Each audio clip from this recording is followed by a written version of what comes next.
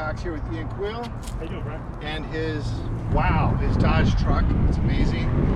Ian is with SNORR Leadership, and Ian does a lot of recoveries, and I've personally done a lot of recoveries with Ian. And some real technical ones, difficult, where I got there and I'm thinking, wow, we're never going to get this out, but Ian finds a way to get it going. And it's been a fun experience. You know, I've been with SNORR about 3.5 years now, and really enjoyed it. I like getting the chance to get out there and help people out. Feels good. And your rig really represents. Yeah. Where do we start? Now, first of all, what is it? Year and model? And well, this is a 2020 Ram AEV Prospector XL. It's a Cummins turbo diesel. It's really a nice truck. It's been something I've wanted for a long time, and recently was able to acquire late last year. Nice. And it's beautiful. Now, what came stock and what did you add? So the great thing about the Prospectors is they come with the really solid bumpers already installed. So this steel bumper here, they actually come with a 16.5K Warren TI winch. So the winch is already installed for you. I've added some lighting, so I've added the Bajadesigns LP9 lights up front, and those are incredibly bright. So they've been really a great product, and they make a great product, and they've done well for me. So I put those on this truck as well. So yeah. Did you add these yourself? I did. Okay. I sure did. Yeah. Now, did Dodge give you a factory switch panel, auxiliary switch panel, or did you just add that on your own without it? Yeah, they actually do have a 6-position auxiliary button system at the bottom of the control panel inside. So all you have to do is wire your power wire right into the wires right inside there, and it makes it real easy to do. You got your amber lights here. Yep. Of course, at SNORR we have a permit. Yep. So definitely want to stay visible. Like sometimes we do have to pull people onto the road, and you know, safety's a priority. Yeah. So anytime you can see somebody working on the road, the better. Right. And you got the light bar here. That what's that? So that's a visionx light bar. It's a white one, the white light versus the amber, and that actually did come with the power Prospector. So it did. Yeah. Okay. That's right here. Sure. And tell me about the wheels. So it comes with the AEV wheels there. Those are the Calta wheels. That's a 17-inch wheel, and it's a 10-inch wide rim, and it actually accommodates a 40-inch tire. So these are 40-inch Toyo MT tires. And from what I've experienced so far with these heavier trucks, the Toyos have done really well. They have I believe they have a tougher compound, and so I've had them hold up better than some of the other brands in the past for me on the heavier trucks. Now, what's on your valve stem? Those are the Apex quick deflate valve stems, and those are pretty neat because you can just pull that red lever on there, and it'll dump all your air out pretty quickly for you. So when we go off-road, we want to make sure that we air down. That's going to give us a more comfortable ride, help protect our wheels, and give us the ability to protect our tires a little bit as well. So that'll dump your air within a matter of seconds versus having to wait for a deflator. And rock rail was standard with the AEV package. Yeah, these actually come with the steps. Okay. So you have your steps there, the Ram steps here, right? And this. And they're retractable, but they don't offer any protection. Right.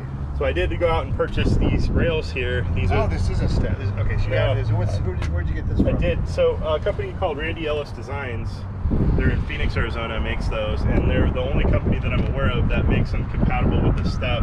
So you can still have your step come out, but also have the rock rail protection as needed there. So. Well, let's go into the cab. You got some. It looked like an iPad or radio and a phone mounted. What system did you use to do that mounting?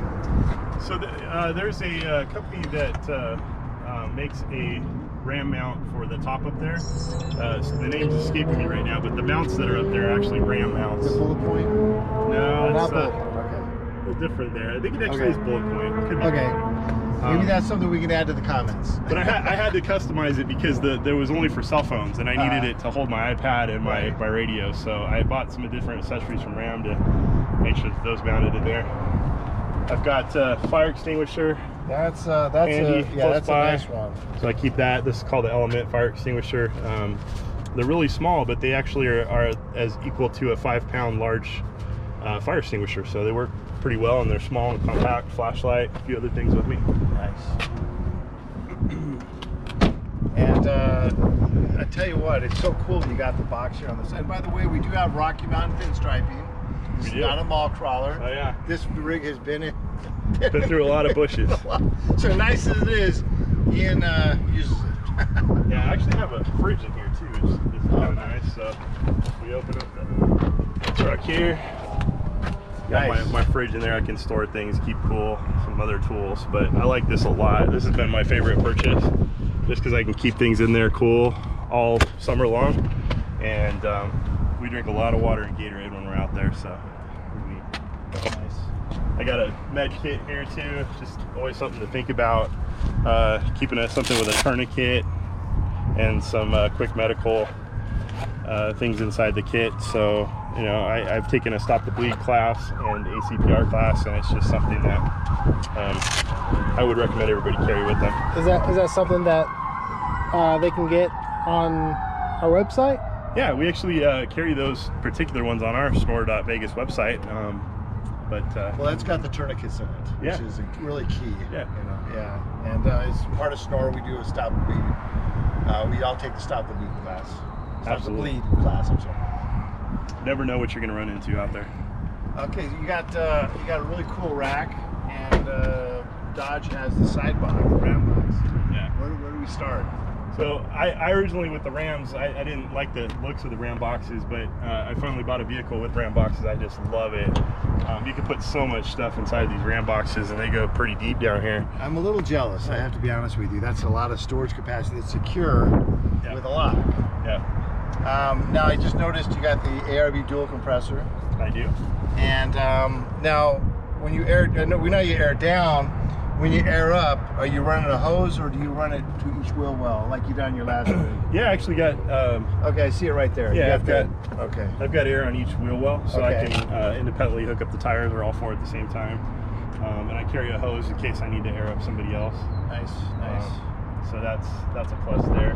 Now, have you noticed both rigs have the ARB twin compressor, which is pretty much the standard in the industry. It's a workhorse. We air up and down several times a week versus some people that do it once or twice. I know Viair makes good equipment, but we all seem to end up with the ARB twin compressor. They're not cheap, but they're really good.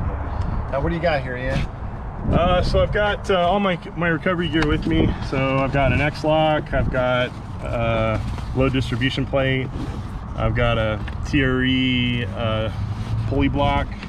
I've got a few other pulley blocks in here. There's a Warn, some shackles there, Epic shackles, and there's a safeextract one. I carry multiple. These bags, where'd you get these bags? They're kind of cool. So they're about $3 a piece on Amazon, and I really like them. They're sturdy. Who makes they it? fit stuff on there. It's made by Tough Built. Okay. You can fit everything in there, Right. and keeps them from getting all banged up. And Right. nice handle, you can carry it out with you. Nice. So that works out well. Nice. You got your winch tamper. Got that. You got your bubbarope Got a bubbarope in there for the weight of your kinetic. vehicle, and how we got some winch extensions. It looks like. Got my winch and extensions some here. soft shackles. Nice. I've got soft shackles. I've got tow rope, tow straps underneath there, so tree savers. There's a 20-foot rhino strap there. I've got some others down below, so I kind of keep it in mind. This is a recovery rig. This isn't the normal gear everybody carries. Yeah. This is a guy that does a lot of recoveries. I like to be able to just kind of get in the car and go. I don't want to have to the truck and go. I don't have to load anything up if I need to roll out. Nice. And you got your axe and shovel. And tell me about this rack. And you get the awning here. So I like to get out and go camping. That's one of my joys. And on the weekends, that's what I tend to do when I can.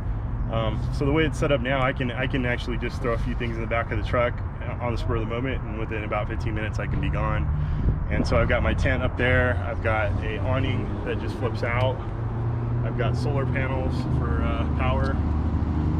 I carry a road shower, so I can take a shower. I get extra water whenever I need it. And a lot of times too, when you're out there in the mud and other areas, you get that in your wheels and you just want something to hose it off. Right. That's pretty neat to have too.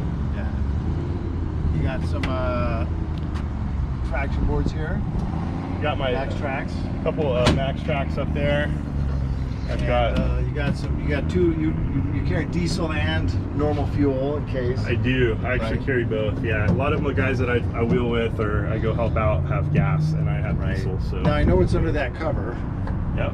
So this is pretty neat. That's a, it's got a jack up there. This slides out, and so I can put a lot of things on there and access it real easy. So this has really been a saver for me because of how high my truck is. I can get in and out, and then I've got my proeagle jack there, and this is, I've got a lot of use. You can see it's been pretty banged up, but this works well in the areas that we need to work in. Nice.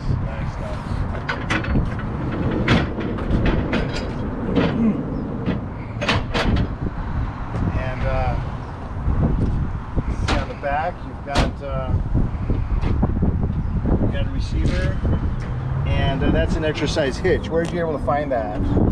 That's not a normal. That's an extra size, big size receiver hitch. Yeah, the 2500 is their 2.5 inch hitch receiver. So. Okay. This one is an Agency 6. I got it on Amazon. Well built. It's like 79 bucks, I think, if I remember correctly. That's a good price. And it's beveled, so you can put a soft shackle safely through it. Okay. So I'd take the D-ring off because I don't want it to fall off if I'm driving and have that be a risk. Right. And these are rated recovery points here too. These go straight to the frame. Nice. Solid, so I got a couple there too. And looks like you got an extra air chuck here. Yeah. So this is. You got a total of 5 chucks then, really. Well, you got a connection to each tire, and you have one on the back. Yeah. Okay. And did you do this yourself? This air system? I did. Okay. Yeah. So that's basically it's 3/8 inch push tubing, and you can get it fairly cheap, inexpensive. Airlines for semi trucks uses some of the similar type of material, but 3/8 inch push fittings, you can just cut it with something strong enough and just push the T's and elbows. We should have talked to you before I did mine. I went to House of Hose and had something fabricated. Okay. It just sounds much more simple, and it's obviously serving you well. Nice, Ian. That's a great rig.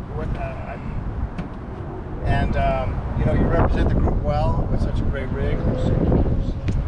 Tell me about your lockers. Did it come with factory lockers? It did not come with factory lockers, believe it or not. So Okay. That was a downfall. I did install ARB air lockers front and rear.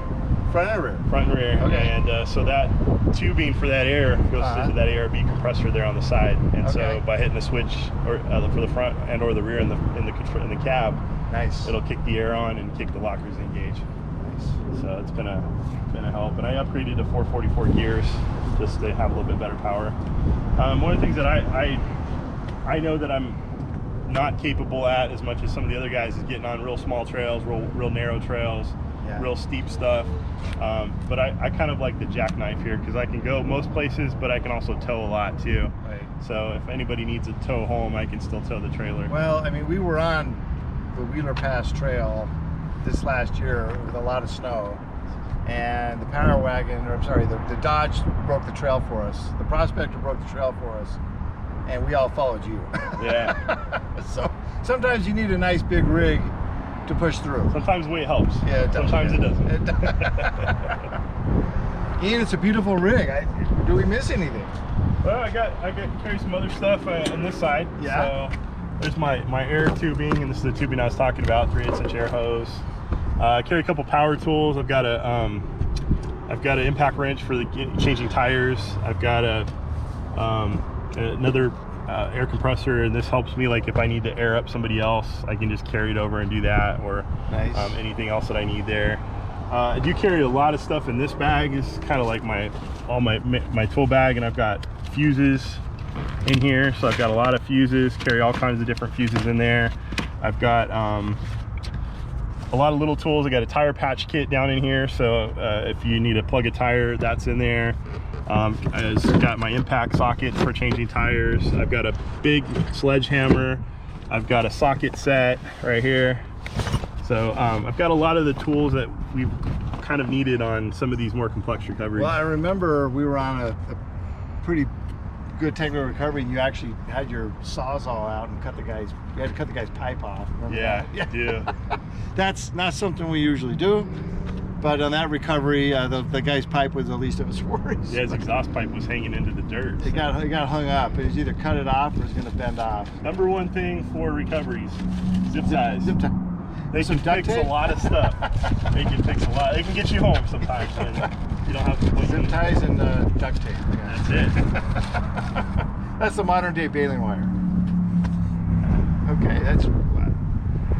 Thank you, Ian, for sharing your rig with us. Absolutely. And to somebody looking to get a really larger vehicle to go off-roading, this is one not to be overlooked if you have the funds. And this vehicle is wonderfully outfitted not only for overlanding but also recovery. Yeah. Thank you, Ian, for sharing. All right, thanks, Brian.